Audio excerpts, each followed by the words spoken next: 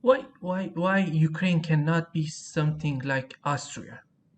Nobody has any problem with that. Well, Ukraine even said in March of this year will be something like Austria, in other words, neutral. And they started to negotiate on that basis and actually exchanged papers with the Russians based on Ukraine's neutrality. And the negotiations were making progress. And then one day the Ukrainians came and said, we stopped the negotiations. We can't continue. They told the Turkish mediators, we're taking a pause from the negotiations. That was late March, and until today, the negotiations did not restart. I don't know, though believe me, I've tried to find out why the negotiations broke off. Some people say, well, the Americans told them, don't continue. You don't have to accept this. You should defeat Russia. You can have everything. We don't know. That could be. Some people say Boris Johnson carried that message from the UK. I don't know. But what I do know for a fact is Ukraine walked away from the negotiating table. I think to its huge detriment, because between then and now, this has not been any favor to Ukraine. The cities have been reduced to rubble. Tens of thousands of soldiers have died. The dangers continue to escalate. 4 regions have been formally annexed to be part of the Russian Federation. In other words, nothing has gone in a proper direction. And, they say, well, we've recaptured part of the territory around Kharkiv. Yes, but God, the costs of what's happened since March are absolutely terrible. We should absolutely try to restart the negotiations and around the kinds of terms that were under discussion back in March. But with the current rhetoric we have especially in the United States, and we see that we have Minsk 1 and Minsk 2, 2014, 2015, and we have Putin in December 2021. He tried in February. They're invading Ukraine. In March, as you mentioned, they were trying to reach an agreement. They couldn't. But we see it continues the same. The rhetoric continues the same in the United States, in mainstream media, in US officials. We have Stoltenberg just last week said we have to defeat Russia. Russia cannot win. These are so dangerous statements. This world is so connected. We cannot say, "Oh no, we are not. We are not in Russia. We are not in Ukraine." No, it's not. It doesn't work like Of course, absolutely. And Stoltenberg has not been at all prudent. What I think is possible after the U.S. elections, maybe there will come a moment at least for reconsideration. We don't know the results, but if the Republicans win one or both houses of the U.S. Congress, that's a defeat for the policies of this administration. And if it happens, which according to the opinion surveys, it's likely to happen, then I think the moment that happens, we need to have a debate in the United States that's more open, that this policy is not working. It's not working politically. It's not working militarily. It's not saving Ukraine. It's not making the world safe. And so maybe even as early as next week, there will be a chance to revisit this issue. And why did the U.S. choose to confront Russia instead of negotiating? Was it because of they wanted to trap and weaken Russia and then go after the containment of China? Was it the plan? I think plan is something that is a too nice term for what our policymakers have in mind. In my view, people like Anthony Blinken and Jake Sullivan are exceptional people. That is, people who have been given to believe they are exceptional. They've attended the finest schools. They've been given the most wonderful privileges. They are precisely the same kinds of people that advised John F. Kennedy and Lyndon Johnson to go into Vietnam because we were exceptional. The French couldn't beat these ragged, barefoot jungle people, but we are exceptional. We could. There was a book written about it. It's called The Best and the Brightest. So you'll have the direct descendants of those people. They come from the same Ivy League schools. They have no real experience. They never wore a uniform. They don't know what war is like. This is very dangerous, okay? Joe Biden, does he know what war is like? 5 deferments during Vietnam. How many did Cheney have? 5 deferments during Vietnam. Well, okay, nothing against deferments, but the fact is Joe Biden doesn't know what war is like either. Luckily, every Russian that was in on those discussions with Khrushchev 60 years ago on Cuba had been in World War II. That's big. The Russians, as your listeners may know, lost 26 million people plus in that war. Imagine that, 26 million people. Everyone, even today, has a relative, grandfather or so, that had the experience of real war at the hands of the Nazis, okay? So, deciding on Cuba, when Khrushchev said, look, we know what war is like. This guy Kennedy seems serious. It's not an existential threat for us. It's a political embarrassment to withdraw, but let's keep our heads screwed on right and get those missiles back home. And that was the decision. He didn't face any big backlash for that. They were sensible people. Now, there is a sense that's drummed into you if you're exposed to war. And unfortunately, the people that are now calling the shots in Washington have no concept of this. John Kennedy did. So did those around him. They had served. They knew what war was like. Not the same way that the Russians did, but they knew. Kennedy, of course, himself was within that PG boat. So this is a big difference, and it gives me great concern that these people who think we're exceptional and that the Russians are, well, you know, when I speak at universities very often, people ask about, well, do you think the United States of America is indispensable, like Madeleine Albright and other people, high statesmen have said? So I always say, well, what's, you know what a synonym is? And most of them say, yeah, that's a like word. They said, okay, well, how about an antonym? And one or two of them said, oh, yeah, that's an opposite word. So I asked them, okay, so what's the antonym for indispensable? And they stroked their chin, and usually one of them said, whoa, dispensable? I say, that's right. So, if the United States is indispensable, by definition, all the other countries, Brazil, all the other countries, especially Russia, are dispensable. Now, there was a time where the United States could get away with that. That time has ended. The only problem is that these exceptional people don't realize that no longer are we indispensable.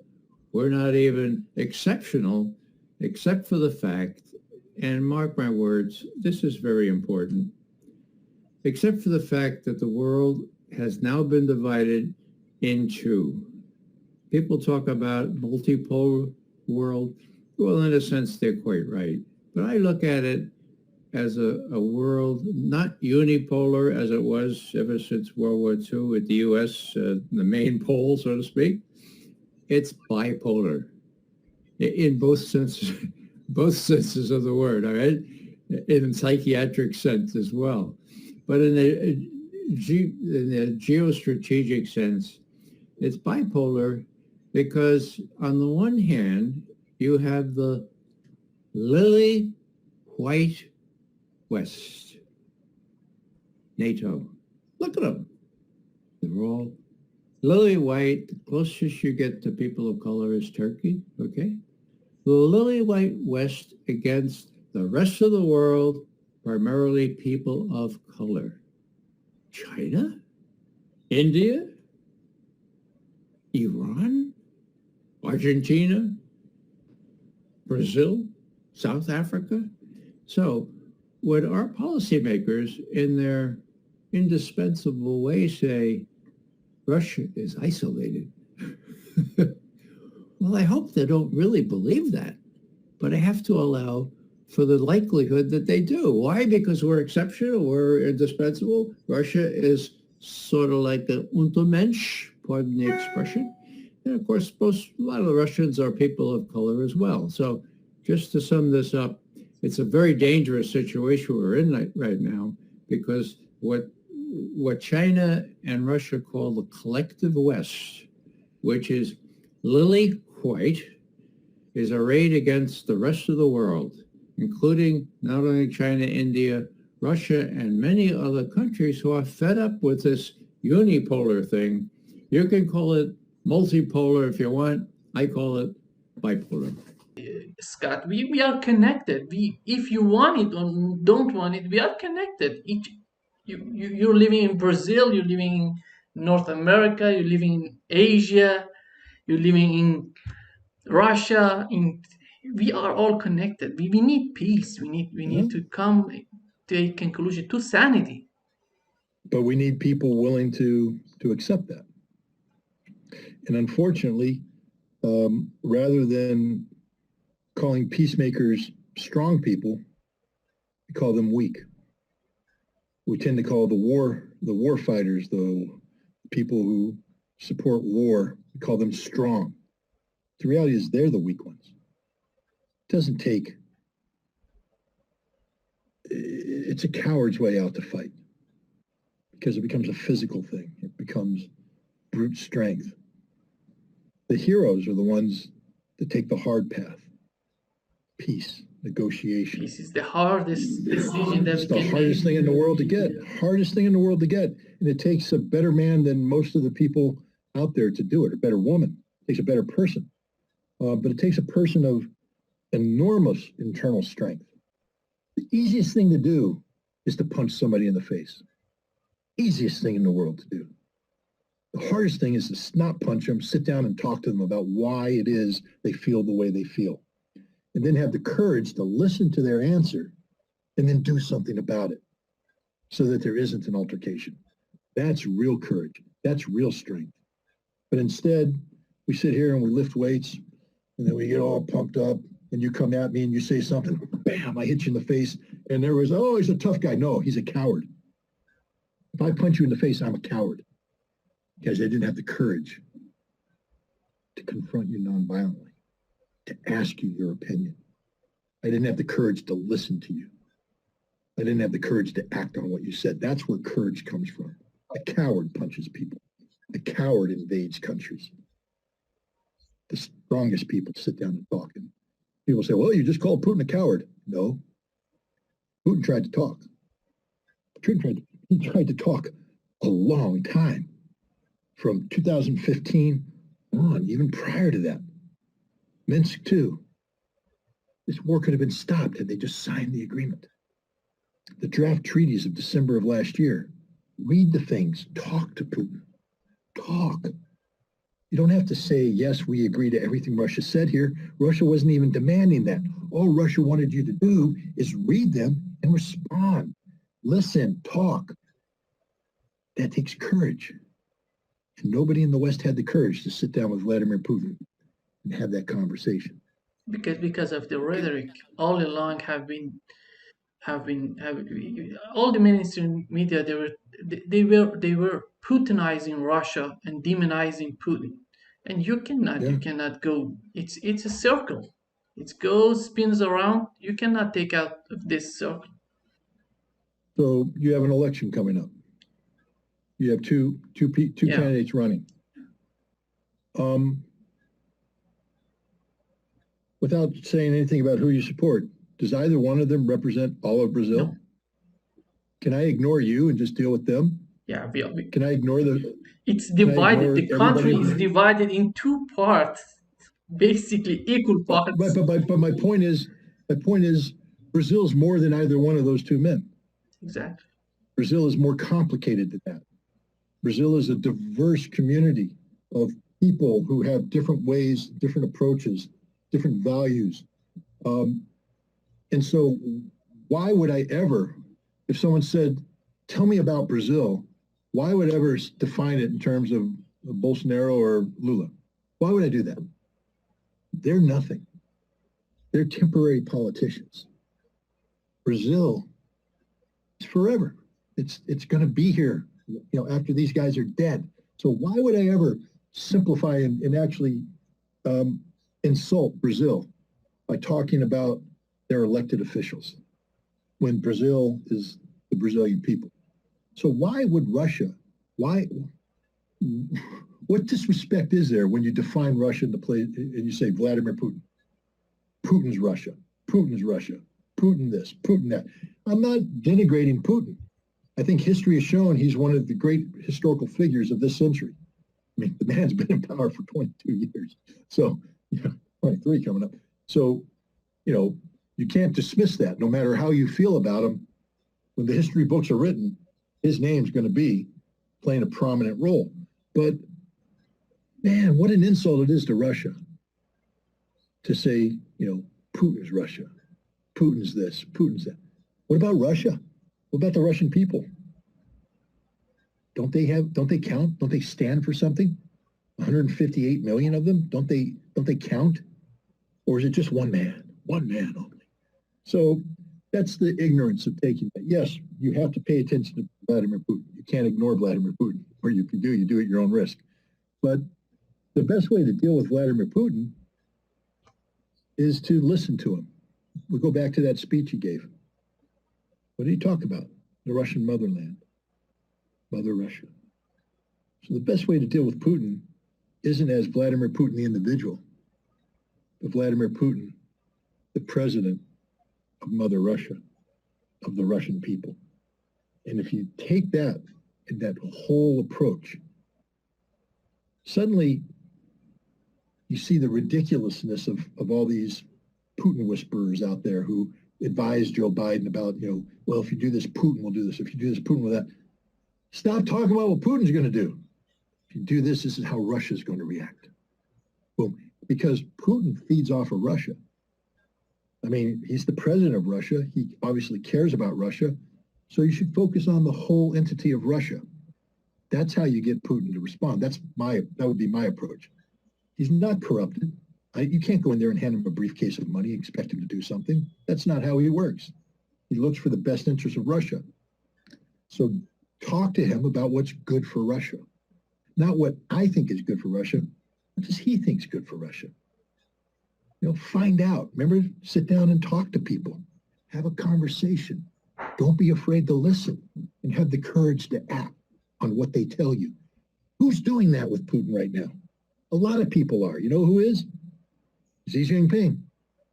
He has conversations with Putin. He listens to Putin. So does the Indian, Modi. He listens to Putin. There's a lot of people who listen to Putin. Not in terms of being dictated to by Putin, but having an actual conversation. Full conversation about what does Russia need? Not what does Putin need. What does Russia need?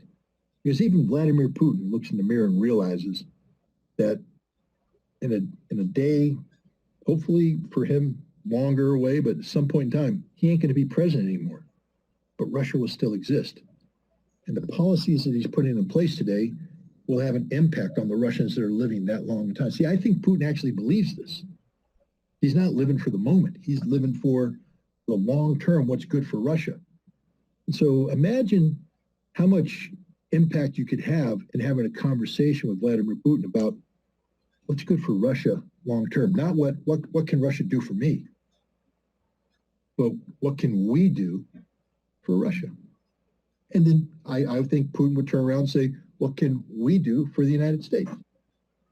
You know, how do we make what's good for America good for Russia? Where do we find points of commonality? How do we work together towards this common objective so that our grandchildren are raised in a world where the United States and Russia aren't talking about hitting each other with nuclear weapons, where there's no sanctions, where it's not a matter of embarrassment to have a Russian visa in your passport to visit. When you come back to the United States, you don't have to worry about customs officials going, oh, you went to Russia. Come back here in the room. We're going to rip through all your stuff. Tell us what you were doing in Russia. As opposed to, hey, you have a good trip? How was it? Moscow as pretty as they say it is? Yeah. Oh, man, good luck. Welcome back. That's the future I want for my grandchildren. I imagine that's the future that Russians want for their grandchildren. It could be a future you want for your grandchildren. Wouldn't you like, Brazil to live in a world where you didn't have to worry about, sanctions and stupidity and war, that you could just, I know it sounds utopian, but that's what multilateralism is. That's what Russia and China and Brazil and BRICS are trying to create. Not a utopia. We all know that humans suck. We know humans do bad things. And we're never going to get rid of war. We're never going to get rid of crime. We're never going to get rid of poverty. But we can try to minimize it. We can try to make it so that war doesn't dominate our life, that poverty doesn't infect, our society, that the crime isn't rampant. And we can do that together. And that would be nice. That's what multilateralism is about. But when you have an American singularity, it's about the world revolving around America. And we're this giant black hole that just sucks everything good out of the world for us. And we leave you there with this festering cesspools and sewers and disease and all that. And we're not willing to help you because we only care about ourselves. That's not a good world. But that's the world we live in so long as America remains where it's at. I don't want my country to go downhill. I love my country.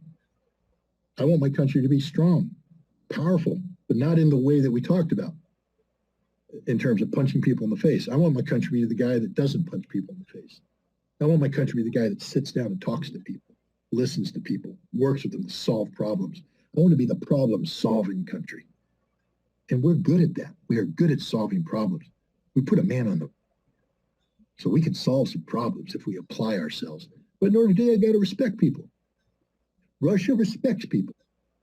I know they're going to, they're people, he invaded Ukraine. How could he possibly respect? Then you don't know anything about how we got involved in this conflict. You don't understand what's going on. You don't understand that Putin didn't want the Donbass to be invaded into Russia, that he struggled to keep Donbass part of Ukraine. And that Russia, throughout the 1990s, even though they viewed Crimea as Russian historically, were working with the Ukrainians under the understanding that Crimea was Ukraine.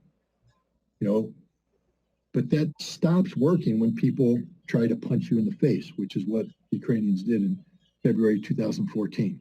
They collectively punched Russia in the face. Well, you throw that punch, don't be surprised if you get punched back. Not too many people want to talk after they get hit.